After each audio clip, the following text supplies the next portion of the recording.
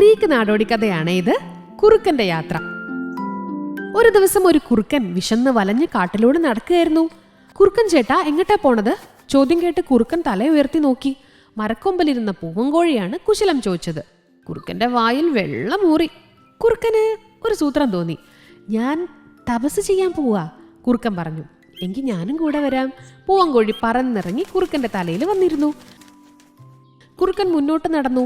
അവര് പോകുന്നത് കണ്ട ഒരു തവള ചോദിച്ചു, നിങ്ങളെങ്ങടാ? ഞാൻ തപസ് ചെയ്യാൻ പോവാ, കുറുക്കൻ പറഞ്ഞു. എങ്കിൽ ഞാനും വരാം. അങ്ങനെ തവള ഒറ്റച്ചാട്ടത്തിന് കുറുക്കന്റെ മുതുകിൽ കയറി. കുറച്ചുകൂടി മുന്നോട്ട് ചെന്നപ്പോ ഒരു കാക്കയും അവരോടൊപ്പം കൂടി. പെട്ടെന്ന് അവൻ കുറച്ചകലെ ഒരു ഗുഹ കണ്ടു.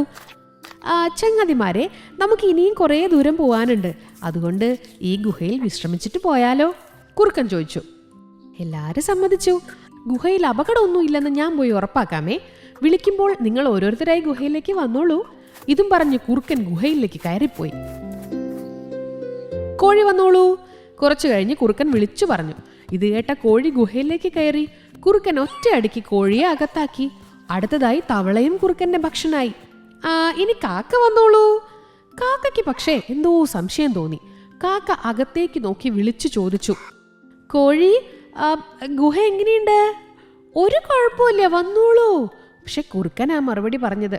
കാക്ക വീണ്ടും ചോദിച്ചു, തവളെ, ഗുഹ എങ്ങനെയുണ്ട്? ഒരു കുഴപ്പമില്ലെന്നേ, വരൂ. അപ്പോഴും കുറുക്കൻ തന്നെ മറുപടി പറഞ്ഞു. കാക്കയ്ക്ക് കാര്യം മനസ്സിലായി. അവൻ മരക്കൊമ്പിൽ കയറി ചുറ്റും നോക്കിയപ്പോഴതാ ഒരു വേട്ടക്കാരൻ. കാക്ക അങ്ങോട്ട് ചെന്നു. എന്നിട്ട് പറഞ്ഞു, വേട്ടക്കാരാ, ഗുഹയ്ക്കുള്ളിലൊരു നിധിയുണ്ട്. അതും പറഞ്ഞ് കാക്ക ദൂരേക്ക് പറന്നുപോയി. വേട്ടക്കാരൻ ഗുഹയ്ക്കുള്ളിൽ കയറി. വരുന്നത് കാക്കയാണെന്ന് കരുതി കുറുക്കൻ ഒറ്റ ചാട്ടം. വേട്ടക്കാരൻ വെടിവെച്ചു. കുറുക്കന്റെ വാലിലാ വെടി കൊണ്ടത്.